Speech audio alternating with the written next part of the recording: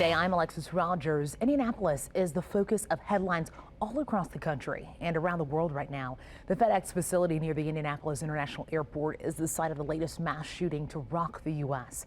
Today, for All Indiana, we want to take this time to break down what happened and where we go from here. Let's begin with the investigation happening right now. At the scene, police just identified the shooter as 19-year-old Brandon Scott Hull. Investigators think Hull came to the facility around 11 o'clock last night, got out of his car, and then began randomly shooting. Police found bodies of 4 victims outside. Another 4 victims were found dead inside of that building. Investigators say Hull killed himself inside of the building. Medics took at least 5 people to the hospital with injuries. Some victims transported themselves. In the aftermath, Indianapolis Mayor Joe Hogsett says we're now left with grief and must now bear the scars and the memories of this crime. We must guard against resignation or even despair. The assumption that this is simply how it must be and that we might as well get used to it. Authorities are still working to identify all 8 victims. At one point, hundreds of people waited in and around the nearby Holiday Inn for information about their loved ones. Some employees were bused there and had tearful reunions with families like we caught on camera just there. Most workers aren't allowed to carry cell phones inside of the FedEx building. That made contacting loved ones very difficult for hours. What's going on? You know, she can't take her phone inside, so that was, something, a factor. And I don't know, but this is terrible. But I woke up to all this. I'm just praying for the family members that were affected and for the person that did this. There's something we gotta fix. We gotta get this together. We gotta fix it. There's something. I don't know if he was an employee or what. I don't know. I don't know. But this is awful. This is awful. That feeling that you just heard right there, many people all around the city feel that way. Chaplains are often some of the first people on scenes like this one. They help victims and families process what happened. And we begin our expert coverage with Colt chaplain and former police officer, Pastor Ken Johnson. Thank you so much for joining me today. This is a big conversation, one that you are very used to having with people. Let's start by talking about mental health and faith. How do the two correspond with each other?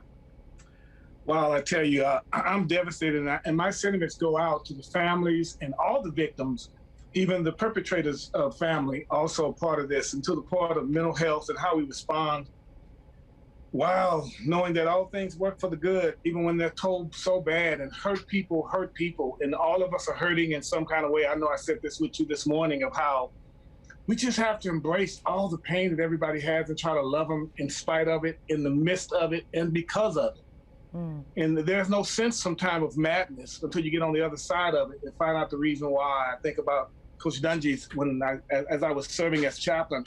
Coach Dungy went through a tragedy, and the worst day of his life, the same day, a person's prayers was answered because their child got a heart, or they got some lungs. And so in the midst of tragedies, just think about the people who something tragic has to happen before something wonderful can occur. So that's the faith that we have, and as chaplains and as individuals who respond to crises on a continual basis, that has to be our hope, that it's going to work out for the good.